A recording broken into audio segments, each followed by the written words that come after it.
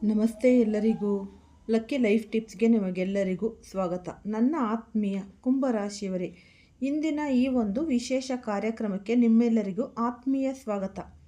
ಕಾಲಚಕ್ರವು ಉರುಳುತ್ತಾ ಹೋದಂತೆ ಮನುಷ್ಯನ ಜೀವನದಲ್ಲಿ ಗ್ರಹಗತಿಗಳ ಪ್ರಭಾವವು ಕ್ಷಣ ಕ್ಷಣಕ್ಕೂ ಬದಲಾಗುತ್ತೆ. ಇಂದು ನಾವು ಈ ಕುಂಭರಾಶಿಯವರ ಜೀವನದಲ್ಲಿ ಸಂಭವಿಸಲಿರುವ ಅತಿ ದೊಡ್ಡ ಬದಲಾವಣೆಗಳ ಬಗ್ಗೆ ಚರ್ಚಿಸಲಿದ್ದೇವೆ.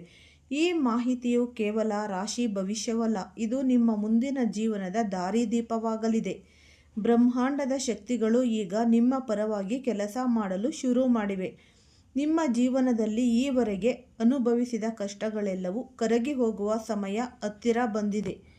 ಈ ಬದಲಾವಣೆಗಳು ಹೇಗಿರುತ್ತೆ, ನೀವು ಎಂತಹ ಎಚ್ಚರಿಕೆಗಳನ್ನು ವಹಿಸಬೇಕು ಮತ್ತು ನಿಮ್ಮ ಅದೃಷ್ಟವು ಹೇಗೆ ಕುಲಾಯಿಸಲಿದೆ ಎಂಬುದನ್ನು ಈ ಸುದೀರ್ಘ ಚರ್ಚೆಯಲ್ಲಿ ತಿಳಿಯೋಣ. ಈ ಸಮಯದಲ್ಲಿ ಆಕಾಶಮಂಡಲದಲ್ಲಿ ಒಂದು ಅಪರೂಪದ ವಿದ್ಯಮಾನ ನಡೆಯುತ್ತಿದೆ. ಬುದ್ಧಿಕಾರಕನಾದ ಬುಧನು ಐಶ್ವರ್ಯದ ಅಧಿಪತಿಯಾದ ಶುಕ್ರನ ಮನೆಗೆ ಪ್ರವೇಶಿಸುತ್ತಿದ್ದಾನೆ. ಇದು ಕುಂಭರಾಶಿಯವರ ಪಾಲಿಗೆ ಅತ್ಯಂತ ಈ ಒಂದು ಸುಸಂದರ್ಭ. ಬುಧ ಮತ್ತು ಶುಕ್ರರ ಈ ಮಿಲನವು ನಿಮ್ಮ 11ನೇ ಮನೆಯಲ್ಲಿ ಗೋಚರಿಸುತ್ತಿರುವುದರಿಂದ ನೀವು ಹಾಕುವ ಪ್ರತಿಯೊಂದು ಹೆಜ್ಜೆಯು ಯಶಸ್ಸಿನತ್ತ ಸಾಗಲಿದೆ. ಈವರೆಗೆ ಅರ್ಧಕ್ಕೆ ನಿಂತು ಹೋಗಿದ್ದ ಕೆಲಸಗಳು ಈಗ ವೇಗವನ್ನು ಪಡೆದುಕೊಳ್ಳುತ್ತಿವೆ. ನೀವು ಯಾವುದನ್ನಾದರೂ ಸಾಧಿಸಬೇಕು ಎಂದು ಮನಸ್ಸು ಮಾಡಿದರೆ ಅದನ್ನು ತಡೆಯುವ ಶಕ್ತಿ ಯಾರಿಗೂ ಇಲ್ಲ. ನಿಮ್ಮ ವಿರೋಧಿಗಳು ಅಥವಾ ನಿಮ್ಮನ್ನು ತುಳಿಯಲು ಯತ್ನಿಸುವವರು ಈ ಸಮಯದಲ್ಲಿ ನಿಮ್ಮ ಮುಂದೆ ಮಂಡಿಯೂರುತ್ತಾರೆ. ನಿಮ್ಮ ವ್ಯಕ್ತಿತ್ವದಲ್ಲಿ ಒಂದು ಹೊಸ ರೀತಿಯ ತೇಜಸ್ಸು ಕಾಣಿಸಿಕೊಳ್ಳಲಿದೆ. ಪ್ರತಿಯೊಬ್ಬ ಯಶಸ್ವಿ ಪುರುಷನ ಹಿಂದೆ ಒಬ್ಬ ಮಹಿಳೆಯ ಕೈ ಇರುತ್ತೆ ಎಂಬ ಮಾತನ್ನು ನೀವು ಕೇಳಿರಬಹುದು. ಕುಂಭರಾಶಿಯವರ ಜೀವನದಲ್ಲಿ ಈಗ ಅಂತಹದ್ದೇ ಒಂದು ಘಟನೆ ಸಂಭವಿಸಲಿದೆ. ಮುಂದಿನ ಕೆಲವೇ ದಿನಗಳಲ್ಲಿ ನಿಮ್ಮ ಜೀವನದಲ್ಲಿ ಒಬ್ಬ ವಿಶೇಷ ಮಹಿಳೆಯ ಪ್ರವೇಶವಾಗಲಿದೆ. ಈ ಮಹಿಳೆಯು ವಿಧವೆಯಾಗಿರಬಹುದು ಅಥವಾ ಏಕಾಂಗಿಯಾಗಿ ನಿಮ್ಮ ಜೀವನ ನಡೆಸುತ್ತಿರುವವರು ಆಗಿರಬಹುದು. ಆದರೆ ನೆನಪಿಡಿ, ಅವರ ಬರುವಿಕೆಯು ನಿಮ್ಮ ಜೀವನದಲ್ಲಿ ಕೇವಲ ಭೌತಿಕ ಸುಖವನ್ನಷ್ಟೇ ಅಲ್ಲ, ಅಪಾರವಾದ ಅದೃಷ್ಟವನ್ನು ಹೊತ್ತು ತರಲಿದೆ. ಅವರಲ್ಲಿರುವ ಒಂದು ರೀತಿಯ ದೈವಿಕ ಶಕ್ತಿಯು ನಿಮ್ಮ ಹಣೆ ಬರಹವನ್ನೇ ಬದಲಿಸುವ ಸಾಮರ್ಥ್ಯ ಹೊಂದಿದೆ. ಅವರೊಂದಿಗೆ ನಿಮ್ಮ ಸಂಬಂಧವು ನಿಮ್ಮ ಆರ್ಥಿಕ ಪರಿಸ್ಥಿತಿಯನ್ನು ಸುಧಾರಿಸುವುದಲ್ಲದೆ ಮಾನಸಿಕವಾಗಿ ನಿಮ್ಮನ್ನು ಸದೃಢಗೊಳಿಸಲಿದೆ. ಈ ಸಂಬಂಧವು ವಿಧಿಯ ಆಟದಂತೆ ನಿಮ್ಮ ಜೀವನದಲ್ಲಿ ಅನಿವಾರ್ಯವಾಗಿ ಬರಲಿದೆ. ಇದನ್ನು ನೀವು ಸಕಾರಾತ್ಮಕವಾಗಿ ಸ್ವೀಕರಿಸಿದರೆ ನಿಮ್ಮ ಜೀವನ ಸ್ವರ್ಗವಾಗುವುದರಲ್ಲಿ ಸಂದೇಹವೇ ಇಲ್ಲ. ಬಹಳ ದಿನಗಳಿಂದ ಹಣದ ಸಮಸ್ಯೆಯಿಂದ ಬಳಲುತ್ತಿರುವವರಿಗೆ ಇದು ವರದಾನದ ಸಮಯ. ಕುಂಭರಾಶಿಯವರಿಗೆ ಅನಿರೀಕ್ಷಿತವಾಗಿ ಹಣದ ಹರಿವು ಹೆಚ್ಚಾಗಲಿದೆ. ನೀವು ಹಿಂದೆ ಯಾರಿಗಾದರೂ ಸಾಲ ನೀಡಿ ಅದು ಮರಳಿ ಬರುವುದಿಲ್ಲ ಎಂದು ಕೈಬಿಟ್ಟಿದ್ದರೆ ಅಂತಹ ಹಣ ಈಗ ನಿಮ್ಮ ಕೈ ಸೇರಲಿದೆ. ವ್ಯಾಪಾರ ಮತ್ತು ವ್ಯವಹಾರದಲ್ಲಿ ತೊಡಗಿರುವವರಿಗೆ ದೊಡ್ಡ ಮಟ್ಟದ ಲಾಭಾಂಶ ದೊರೆಯಲಿದೆ. ಈ ಹೊಸ ವ್ಯವಹಾರದ ಒಪ್ಪಂದಗಳು ನಿಮ್ಮನ್ನು ಹುಡುಕಿಕೊಂಡು ಬರಲಿವೆ. ವಿಶೇಷವಾಗಿ ಸರ್ಕಾರಿ ಕೆಲಸಗಳಲ್ಲಿ ತೊಡಗಿರುವವರಿಗೆ ಬಾಕಿ ಇರುವ ಸಂಬಳ ಅಥವಾ ಇತರ ಸೌಲಭ್ಯಗಳು ಒಟ್ಟಾಗಿ ಸಿಗಲಿವೆ. ನಿಮ್ಮ ಆರ್ಥಿಕ ಸ್ಥಿತಿ ಎಷ್ಟು ಉತ್ತಮವಾಗಿರಲಿದೆ ಎಂದರೆ ನೀವು ಹೊಸ ಮನೆ ಅಥವಾ ಐಷಾರಾಮಿ ವಾಹನವನ್ನು ಖರೀದಿಸುವ ಬಗ್ಗೆ ಗಂಭೀರವಾಗಿ ಯೋಚಿಸಬಹುದು. ಆಸ್ತಿ ಖರೀದಿ ಅಥವಾ ಹಳೆಯ ಜಮೀನಿನ ವಿವಾದಗಳು ನಿಮ್ಮ ಪರವಾಗಿ ತೀರ್ಮಾನವಾಗುವ ಸಾಧ್ಯತೆ ದಟ್ಟವಾಗಿವೆ. ಯಶಸ್ಸು ಮತ್ತು ಹಣ ಬರುವಾಗ ನಾವು ಹೆಚ್ಚಾಗಿ ಕೆಲಸದಲ್ಲಿ ಮುಳುಗಿ ಹೋಗುತ್ತೇವೆ. ಇದರಿಂದ ಆರೋಗ್ಯದ ಕಡೆಗೆ ನಿರ್ಲಕ್ಷ್ಯ ಉಂಟಾಗುವುದು ಸಹಜ. ಕುಂಭರಾಶಿಯವರೇ, ಈ ಸಮಯದಲ್ಲಿ ನೀವು ನಿಮ್ಮ ಆರೋಗ್ಯದ ಬಗ್ಗೆ ಅತಿ ಹೆಚ್ಚು ಕಾಳಜಿ ವಹಿಸಬೇಕು. ಕೆಲಸದ ಒತ್ತಡದಿಂದಾಗಿ ನಿಮಗೆ ಸರಿಯಾದ ನಿದ್ರೆ ಇಲ್ಲದಂತಾಗಬಹುದು. ಇದು ದೈಹಿಕ ಆಯಾಸಕ್ಕೆ ಕಾರಣವಾಗಬಹುದು. ಹೊರಗಿನ ಆಹಾರ ಸೇವನೆಯನ್ನು ಸಂಪೂರ್ಣವಾಗಿ ನಿಲ್ಲಿಸಿ, ಇಲ್ಲದಿದ್ದರೆ ಈ ಗ್ಯಾಸ್ಟ್ರಿಕ್ ಅಥವಾ ಜೀರ್ಣಕ್ರಿಯೆಗೆ ಸಂಬಂಧಿಸಿದ ಸಮಸ್ಯೆಗಳು ನಿಮ್ಮನ್ನು ಕಾಡಬಹುದು. ಧೂಳು ಇರುವ ಪ್ರದೇಶಗಳಿಂದ ಆದಷ್ಟು ದೂರವಿರಿ, ಇದು ನಿಮ್ಮ ಅಲರ್ಜಿ ಉಂಟು ಮಾಡಬಹುದು. ಎಷ್ಟೇ ಕೆಲಸವಿದ್ದರೂ ದಿನದಲ್ಲಿ ಕನಿಷ್ಠ 6 ಗಂಟೆಗಳ ಕಾಲ ಶಾಂತಿಯುತವಾದ ನಿದ್ರೆ ಪಡೆಯುವುದು ಅತ್ಯಗತ್ಯ.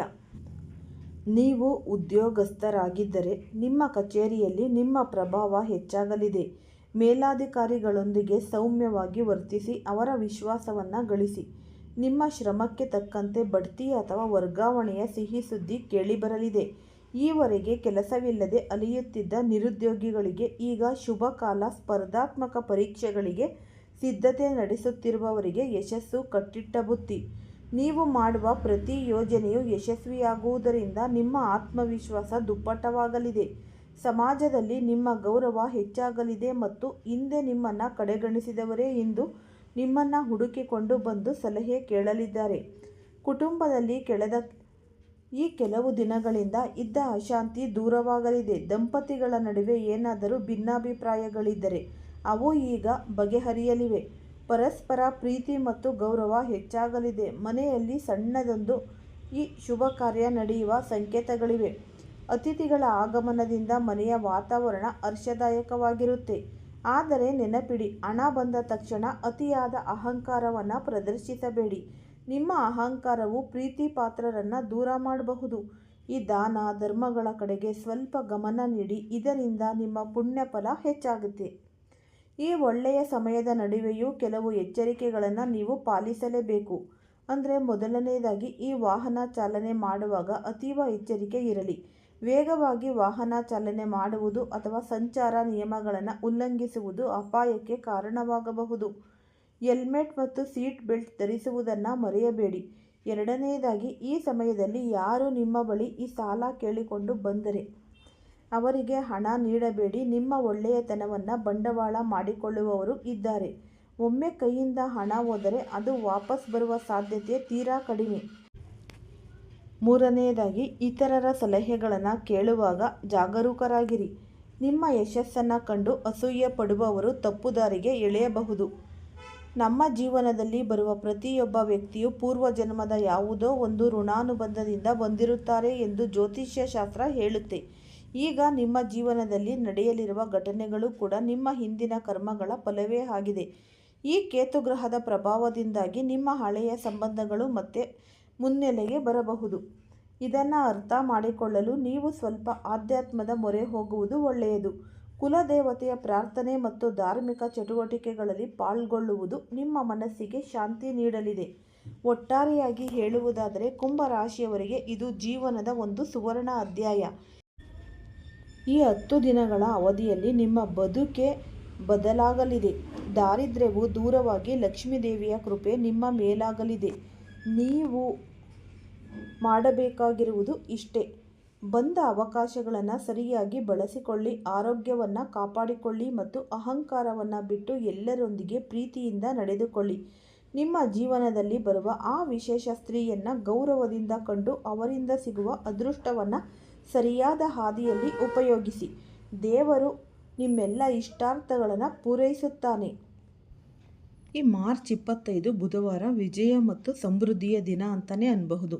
ವಾರದ ಆರಂಭದಲ್ಲೇ ಅಂದರೆ ಮಾರ್ಚ್ 25ರ ಬುಧವಾರದಂದು ಸಪ್ತಮಿ ತಿಥಿಯ ಸುವರ್ಣ ಕಾಲವಿದೆ.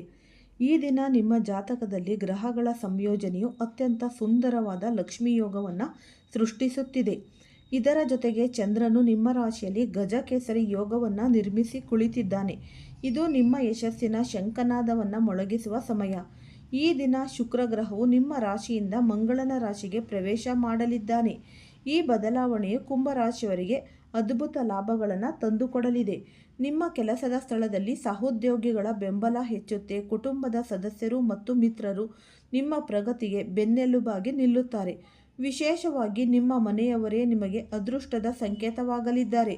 ಆದರೆ ಒಂದು ನೆನಪಿರಲಿ, ಮನೆಯಲ್ಲಿ ಹಿರಿಯರೊಂದಿಗೆ ವಾದ ಮಾಡಬೇಡಿ. ಅವರ ಮನಸ್ಸಿಗೆ ನೋವುಂಟು ಮಾಡಿದರೆ ನಿಮ್ಮ ಅದೃಷ್ಟವು ಕುಂಠಿತವಾಗಬಹುದು. ಪ್ರೀತಿ ಮತ್ತು ಸಾಮರಸ್ಯದಿಂದ ನಡೆದುಕೊಳ್ಳುವುದೇ ಹಿಂದಿನ ಬಹುದೊಡ್ಡ ಮಂತ್ರ. ಈ ಗುರುವಾರ ಅಷ್ಟಮಿ ತಿಥಿಯ ಜೊತೆಗೆ ಪವಿತ್ರವಾದ ರಾಮನವಮಿ ಹಬ್ಬದ ಈ ಒಂದು ಸಡಗರ, ಇದರೊಂದಿಗೆ ಅನ್ನಪೂರ್ಣ ಜಯಂತಿಯ ಈ ಶುಭ ಯೋಗ ಕೂಡ ಇದೆ. ಈ ಜ್ಯೋತಿಷ್ಯ ಶಾಸ್ತ್ರದ ದೃಷ್ಟಿಯಿಂದ ಈ ದಿನ ಒಂದು ಬೃಹತ್ ಬದಲಾವಣೆ ಸಂಭವಿಸುತ್ತಿದೆ. ಕಳೆದ 5 ತಿಂಗಳುಗಳಿಂದ ಅಸ್ತವಾಗಿದ್ದ ಮಂಗಳ ಗ್ರಹವು ಇಂದು ಉದಯವಾಗುತ್ತಿದ್ದಾನೆ. ಕುಂಭರಾಶಿಯವರಿಗೆ ಮಂಗಳನು ಭಾಗ್ಯಾಧಿಪತಿ ಮತ್ತು ರಾಜಸ್ಥಾನದ ಈ ಅಧಿಪತಿ. ಇಂತಹ ಪ್ರಮುಖ ಗ್ರಹವು ಬಲಪಡಿಸುತ್ತಿರುವುದರಿಂದ ಕಳೆದ ಹಲವು ದಿನಗಳಿಂದ ನಿಮ್ಮ ಗೌರವಕ್ಕೆ ಧಕ್ಕೆ ತರುತ್ತಿದ್ದ ಅಥವಾ ಕೆಲಸದಲ್ಲಿ ಅಡೆತಡೆ ಉಂಟು ಮಾಡುತ್ತಿದ್ದ ಪರಿಸ್ಥಿತಿಗಳು ದೂರವಾಗಲಿವೆ. ಅಂದು ದೇವಿಯ ಆರಾಧನೆ ಮತ್ತು ಕನ್ಯಾ ಪೂಜೆ ಮಾಡುವುದು ನಿಮ್ಮ ಜಾತಕದಲ್ಲಿರುವ ದೋಷಗಳನ್ನು ನಿವಾರಿಸುತ್ತೆ. ರಾಮನವಮಿಯ ಈ ದಿನವನ್ನು ಅತ್ಯಂತ ಶುಭ ಮುಹೂರ್ತವೆಂದು ಪರಿಗಣಿಸಲಾಗುತ್ತೆ. ಆದ್ದರಿಂದ ಸಣ್ಣ ಪುಟ್ಟ ಹೊಸ ಕೆಲಸಗಳನ್ನು ಆರಂಭಿಸಲು ಇದು ಸೂಕ್ತ ಸಮಯ. ಶುಕ್ರವಾರ ನವಮಿ ತಿಥಿ ಅಂದರೆ ಮಹಾನವಮಿಯ ಪವಿತ್ರ ದಿನ. ಈ ದಿನ ಗ್ರಹಗಳ ಸಂಚಾರವು ನಿಮ್ಮ ಆರೋಗ್ಯದ ಮೇಲೆ ಸ್ವಲ್ಪ ಪ್ರಭಾವ ಬೀರಬಹುದು. ಅನಗತ್ಯವಾಗಿ ಮನಸ್ಸಿನಲ್ಲಿ ಆತಂಕ ಅಥವಾ ಒತ್ತಡವನ್ನು ಬೆಳೆಸಿಕೊಳ್ಳಬೇಡಿ. ಸಣ್ಣ ವಿಷಯಗಳಿಗೂ ಅತಿಯಾಗಿ ಯೋಚಿಸುವುದು ನಿಮ್ಮ ಆರೋಗ್ಯದ ಮೇಲೆ ಪರಿಣಾಮ ಬೀರಬಹುದು. ಆದರೆ ಆಧ್ಯಾತ್ಮಿಕವಾಗಿ ಈ ದಿನ ಅತ್ಯಂತ ಬಲಿಷ್ಠವಾಗಿದೆ. ಶಕ್ತಿಯ ಆರಾಧನೆಯು ನಿಮ್ಮ ಜೀವನದ ಎಲ್ಲ ಅನಿಷ್ಟಗಳನ್ನು ದೂರ ಮಾಡುತ್ತೆ. ಶನಿವಾರ ದಶಮಿ ತಿಥಿಯ ದಿನ. ಕುಂಭರಾಶಿಯವರಿಗೆ ಪ್ರಸ್ತುತ ಶನಿ ಸಾಡೆಸಾತಿಯ ಕೊನೆಯ ಹಂತ ನಡೆಯುತ್ತಿದೆ. ರಾಹು ಗ್ರಹವು ನಿಮ್ಮ ಲಗ್ನ ಸ್ಥಾನದಲ್ಲೇ ಸಂಚರಿಸುತ್ತಿರುವುದರಿಂದ ಈ ದಿನ ಸ್ವಲ್ಪ ಎಚ್ಚರಿಕೆಯಿಂದ ಇರಬೇಕು. ವಿಶೇಷವಾಗಿ ಹಣಕಾಸಿನ ವ್ಯವಹಾರಗಳಲ್ಲಿ ಜಾಗರೂಕರಾಗಿರಿ. ಹೊಸದಾಗಿ ಸಾಲ ಮಾಡುವುದು ಅಥವಾ ಯಾರಿಗಾದರೂ ದೊಡ್ಡ ಮೊತ್ತದ ಹಣವನ್ನು ನೀಡುವುದು ಈ ಸಮಯದಲ್ಲಿ ಸೂಕ್ತವಲ್ಲ. ಇದು ನಿಮ್ಮ ಮನಸ್ಸಿನ ಸ್ವಲ್ಪ ಮಟ್ಟಿನ ಅಸಮಾಧಾನ ತರಬಹುದು. ಇದಕ್ಕೆ ಪರಿಹಾರವಾಗಿ ಹನುಮಂತನ ಆರಾಧನೆ ಅತ್ಯಂತ ಶ್ರೇಷ್ಠ. ಹನುಮಂತನಿಗೆ ಸಿಂಧೂರದ ತಿಲಕವನ್ನು ಅರ್ಪಿಸುವುದರಿಂದ ಶನಿಯ ಕ್ರೂರ ದೃಷ್ಟಿ ಕಡಿಮೆಯಾಗುತ್ತೆ. ಮಂಗಳ ಮತ್ತು ಶನಿಯ ನಡುವೆ ಉಂಟಾಗುವ ಈ ಒಂದು ಸಂಘರ್ಷವು ಮುಂದಿನ ದಿನಗಳಲ್ಲಿ ಕೆಲವು ಸವಾಲುಗಳನ್ನು ತರಬಹುದು. ಆದ್ದರಿಂದ ಈಗಿನಿಂದಲೇ ಧಾರ್ಮಿಕ ಮಾರ್ಗದಲ್ಲಿರುವುದು ಒಂದು ಕ್ಷೇಮ. ಭಾನುವಾರ ಏಕಾದಶಿ ತಿಥಿ. ಇದನ್ನು ಕಾಮದ ಏಕಾದಶಿ ಎಂದು ಕೂಡ ನಾವು ಕರಿತೀವಿ. ಅಂದರೆ ನಮ್ಮ ಸಕಲ ಇಷ್ಟಾರ್ಥಗಳನ್ನು ಪೂರೈಸುವ ಏಕಾದಶಿ. ಈ ದಿನ ಕೇತು ಗ್ರಹದ ತನ್ನದೇ ಆದ ನಕ್ಷತ್ರಕ್ಕೆ ಪ್ರವೇಶ ಮಾಡುತ್ತಿದ್ದಾನೆ. ಈ ಬದಲಾವಣೆಯು ನಿಮ್ಮ ಮನಸ್ಸಿನಲ್ಲಿ ಒಂದು ರೀತಿಯ ವಿರಕ್ತಿ ಅಥವಾ ಯಾವುದನ್ನಾದರೂ ತಕ್ಷಣವೇ ಬದಲಾಯಿಸಬೇಕು ಎಂಬ ಹಠವನ್ನು ಮೂಡಿಸಬಹುದು. ಆದರೆ ಯಾವುದೇ ನಿರ್ಧಾರವನ್ನು ಅವಸರದಲ್ಲಿ ತೆಗೆದುಕೊಳ್ಳಬೇಡಿ. ಕೇತುವಿನ ಈ ಪ್ರಭಾವವು ನಿಮ್ಮಲ್ಲಿ ಸ್ವಲ್ಪ ಮಟ್ಟಿನ ಉದ್ವೇಗವನ್ನು ಉಂಟು ಮಾಡಬಹುದು. ಅದನ್ನು ತಾಳ್ಮೆಯಿಂದ ನಿಯಂತ್ರಿಸಿ. ಭಗವಾನ್ ವಿಷ್ಣುವಿನ ಆರಾಧನೆ ಮತ್ತು ಏಕಾದಶಿ ವ್ರತದ ಸಂಕಲ್ಪ ಮಾಡುವುದು ನಿಮ್ಮ ಶರೀರ ಮತ್ತು ಮನಸ್ಸನ್ನು ಶುದ್ಧೀಕರಿಸುತ್ತೆ. ಓಂ ನಮೋ ನಾರಾಯಣಾಯ ಮಂತ್ರದ ಜಪವು ನಿಮ್ಮ ನೆಮ್ಮದಿ ನೀಡಲಿದೆ. ಈ ಸೋಮವಾರ ದ್ವಾದಶಿ ಮತ್ತು ಪ್ರದೋಷ ಸಂಯೋಗವಿದೆ. ಇದು ಈ ವರ್ಷದ ಅತ್ಯಂತ ಶಕ್ತಿಯುತವಾದ ಸೋಮ ಪ್ರದೋಷಗಳಲ್ಲಿ ಒಂದು. ಪ್ರಸ್ತುತ ಜಗತ್ತಿನಲ್ಲಿ ನಡೆಯುತ್ತಿರುವ ಘಟನೆಗಳು ಮತ್ತು ಗ್ರಹಗತಿಗಳನ್ನು ಗಮನಿಸಿದರೆ ಶನಿ ಮತ್ತು ಮಂಗಳನ ಸಂಘರ್ಷವು ಕೇವಲ ಸ್ಫೋಟಕ ಪರಿಸ್ಥಿತಿಗಳನ್ನು ಸೂಚಿಸುತ್ತೆ. ಇಂತಹ ಸಮಯದಲ್ಲಿ ಶಿವನ ಆರಾಧನೆ ಮಾಡುವುದೊಂದೇ ದಾರಿ. ಈ ಬಾವಿ ಮೇಟ ಸಹಿ ಅಂದರೆ ತ್ರಿಪುರಾರಿ ಅಂದರೆ ಹಣೆಬರಹವನ್ನೇ ಬದಲಿಸುವ ಶಕ್ತಿ ಪರಶಿವನಿಗಿದೆ. ಸಂಜೆಯ ಪ್ರದೋಷ ಕಾಲದಲ್ಲಿ ಅಂದರೆ ಸೂರ್ಯಾಸ್ತದ ನಂತರ 48 ನಿಮಿಷಗಳ ಕಾಲ ಅತ್ಯಂತ ಪವಿತ್ರವಾದದ್ದು. ಈ ಸಮಯದಲ್ಲಿ ಮೌನವಾಗಿ ಕುಳಿತು ಮಾನಸಿಕವಾಗಿ ಶಿವನಿಗೆ ಅಭಿಷೇಕ ಮಾಡುತ್ತಿರುವುದನ್ನು ಕಲ್ಪಿಸಿಕೊಳ್ಳಿ. ನಿಮ್ಮ ಪಾಪಕರ್ಮಗಳ ಕ್ಷಯವಾಗಿ ಪುಣ್ಯದ ಉದಯವಾಗಲು ಇದು ಸಕಾಲ. ನಿಮ್ಮ ಮನಸ್ಸಿನ ಶಾಂತಿಗಾಗಿ ಶಿವನ ಪಂಚಾಕ್ಷರಿ ಮಂತ್ರವನ್ನು ಜಪಿಸಿ. ವಾರದ ಕೊನೆಯ ದಿನವಾದ ಈ ಒಂದು ಮಂಗಳವಾರದ ತ್ರಯೋದಶಿ ತಿಥಿ ಇದೆ. ಅಂದು ಮಹಾವೀರ ಜಯಂತಿಯ ಶುಭ ಸಂದರ್ಭ. ಈ ದಿನ ಈ ಕುಂಭರಾಶಿಯವರಿಗೆ ಒಂದು ಉತ್ತಮ ಹಾದಿ ಗೋಚರಿಸಲಿದೆ. ನಿಮ್ಮ ಕೆಲಸಗಳಲ್ಲಿ ಪ್ರಗತಿ ಕಂಡುಬಂದರೂ ಸಂಜೆಯ ವೇಳೆಗೆ ಒಂದು ರೀತಿಯ ವಿರಕ್ತಿಯ ಭಾವ ಮೂಡಬಹುದು. ಜೀವನದ ಜಂಜಾಟಗಳಿಂದ ದೂರ ಸರಿಯಬೇಕೆಂಬ ಅನಿಸಿಕೆ ಸಹಜ. ಈ ವರ್ಷ ಈ ರುದ್ರ ನಾಮ ಸಂವತ್ಸರ ಆರಂಭವಾಗಿದೆ. ಇದರ ಈ ರಾಜ ಬೃಹಸ್ಪತಿ ಶಾಸ್ತ್ರಗಳ ಪ್ರಕಾರ ಈ ರುದ್ರ ಸಂವತ್ಸರವು ಸ್ವಲ್ಪ ಮಟ್ಟಿನ ಕಠಿಣ ಸಮಯವನ್ನು ಸೂಚಿಸುತ್ತೆ. ರಾಜಕೀಯ ನಾಯಕರಲ್ಲಿ ಅಹಂಕಾರ ಹೆಚ್ಚಾಗುವ ಮತ್ತು ಪ್ರಜೆಗಳಿಗೆ ಕಷ್ಟವಾಗುವ ಲಕ್ಷಣಗಳಿವೆ. ಆದರೆ ವೈಯಕ್ತಿಕವಾಗಿ ನಮ್ಮ ಪುಣ್ಯದ ಖಾತೆ ಹೆಚ್ಚಾಗಿದ್ದರೆ ಯಾವುದೇ ಕಷ್ಟಗಳು ನಮ್ಮನ್ನು ಬಾಧಿಸುವುದಿಲ್ಲ. ಒಟ್ಟಾರೆಯಾಗಿ ಹೇಳುವುದಾದರೆ ಕುಂಭರಾಶಿಯವರಿಗೆ ಈ ವಾರ ಮಿಶ್ರ ಫಲಗಳಿಂದ ಕೂಡಿದೆ. ಗ್ರಹಗಳು ತಮ್ಮ ಕೆಲಸವನ್ನು ಮಾಡುತ್ತಿರುತ್ತವೆ, ಆದರೆ ನಮ್ಮ ಕರ್ಮಗಳು ಈ ಪ್ರಭಾವವನ್ನು ಬದಲಿಸಬಲ್ಲವು. ರಸ್ತೆಯಲ್ಲಿ ಸಂಕಷ್ಟ ಬಂದಾಗ ಹೇಗೆ ನಾವು ಎಚ್ಚರಿಕೆಯಿಂದ ವಾಹನ ಚಲಾಯಿಸುತ್ತೇವೆಯೋ ಹಾಗೆಯೇ ಗ್ರಹಗಳ ಕಠಿಣ ಸಮಯದಲ್ಲಿ ನಾವು ಧರ್ಮದ ಹಾದಿಯಲ್ಲಿ ನಡೆಯಬೇಕು. ಯಾರ ಬಗ್ಗೆಯೂ ದ್ವೇಷ ಸಾಧಿಸಬೇಡಿ. ಅಶಕ್ತರಿಗೆ ಸಹಾಯವನ್ನು ಮಾಡಿ. ಪ್ರಾಣಿ ಪಕ್ಷಿಗಳಿಗೆ ಅನ್ನವನ್ನು ನೀಡಿ. ಈ ಜ್ಯೋತಿಷ್ಯ ಎಂಬುದು ಕೇವಲ ಭವಿಷ್ಯ ಹೇಳುವುದಲ್ಲ, ಅದು ನಮಗೆ ಬರುವ ಕಷ್ಟಗಳಿಂದ ಪಾರಾಗಲು ದಾರಿ ತೋರಿಸುವ ಒಂದು ಬೆಳಕು. ನಿಮ್ಮ ಜೀವನದಲ್ಲಿ ಸದಾ ಸುಖ ಶಾಂತಿ ನೆಲೆಸಲಿ ಎಂದು ಆ ದೇವರಲ್ಲಿ ಪ್ರಾರ್ಥಿಸುತ್ತೇನೆ. ಈ ಉಪಯುಕ್ತವಾದ ಮಾಹಿತಿ ನಿಮ್ಮೆಲ್ಲರಿಗೂ ಕೂಡ ಇಷ್ಟ ಆಗಿದೆ ಅಂತ ಭಾವಿಸ್ತೀನಿ. ಇಷ್ಟ ಆಗಿದರೆ ಈ ವಿಡಿಯೋ ಫಸ್ಟಿಂದ ಹಿಡಿದು ಕೊನೆ ತನಕ ಸ್ಕಿಪ್ ಮಾಡ್ದಲೇ ನೋಡಿದ್ರೆ ತುಂಬಾ ಉಪಯುಕ್ತವಾದ ಮಾಹಿತಿ ನಿಮಗೂ ಕೂಡ ಲಭಿಸುತ್ತೆ. ಈ ವಿಡಿಯೋ ಇಷ್ಟ ಆಗಿದ್ದಲ್ಲಿ ಪುಟ್ಟದೊಂದು ಲೈಕ್ ಕೊಡೋದನ್ನು ಮರಿಬೇಡಿ. ಈ ರಾಶಿಯವರು ಯಾರೆಲ್ಲ ಇದ್ದೀರಾ ಅವರು ಹೆಚ್ಚಾಗಿ ಈ ವಿಡಿಯೋವನ್ನು ಎಲ್ಲರಿಗೂ ಕೂಡ ಶೇರ್ ಮಾಡಿ.